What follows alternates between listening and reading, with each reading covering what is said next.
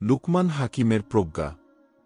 ইতপূর্বে উল্লেখ করা হয়েছে যে আরব দেশে তৎকালে লুকমান হাকিমের হেকমত ও প্রজ্ঞার ব্যাপক চর্চা ছিল। অধিকাংশ মজলিসে তার প্রজ্ঞাপূর্ণ কথামালা উদ্ধৃত করা হতো। তাবেইন, সাহাবায়ে কেরামরা, এমনকি নবী করিম সাল্লাল্লাহু আলাইহি ওয়াসাল্লাম থেকেও লুকমান হাকিমের কতিপয় প্রজ্ঞাপূর্ণ উক্তি বর্ণনা করা হয়েছে। তার মধ্য থেকে নিম্নে কয়েকটি উদ্ধৃত করা হল। ১. প্রজ্ঞা ও বুদ্ধিমত্তা দরিদ্র মানুষকেও রাজা বানিয়ে ছাড়ে। ২. কোনো মজলিস বা বৈঠকে প্রবেশ করলে প্রথমে সালাম দেবে, তারপর একপাশে বসে পড়বে। মজলিসে উপস্থিত লোকদের কথাবার্তা শুনে নেয়ার আগ পর্যন্ত নিজে কথাবার্তা শুরু করবে না।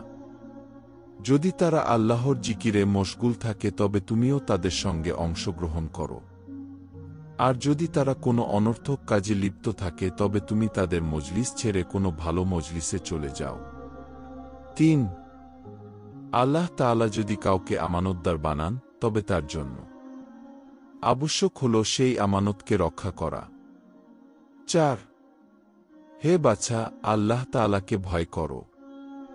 লৌকিকতার সঙ্গে আল্লাহর প্রতি ভয় প্রকাশ করো না, যাতে লোকেরা তোমার প্রতি সম্মান দেখায়, অথচ তোমার অন্তর পাপগ্রস্ত।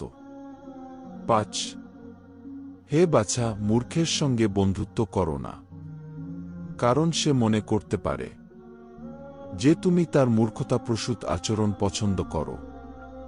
জ্ঞানী ব্যক্তির রাগ ও অসন্তোষের প্রতি বেপরোয়া ভাব প্রকাশ করো না, এতে তিনি তোমার থেকে বিচ্ছিন্ন হয়ে যেতে পারেন। ৬. প্রকাশ থাকে যে জ্ঞানী ব্যক্তিদের জবানে আল্লাহ প্রদত্ত শক্তি থাকে।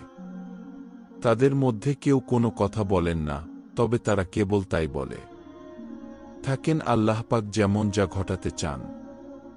৭. হে বাছা, নীরবতা অবলম্বন করলে কখনো অনুতপ্ত ও লজ্জিত হতে হয় না। কথাবার্তা যদি রূপা হয় তবে নীরবতা হল স্বর্ণ। ৮. হে বাছা, সবসময় খারাপ কাজ থেকে দূরে থেকো, তাহলে খারাপ কাজও তোমার থেকে দূরে থাকবে, কেননা খারাপ থেকে খারাপ উৎপাদিত হয়ে থাকে।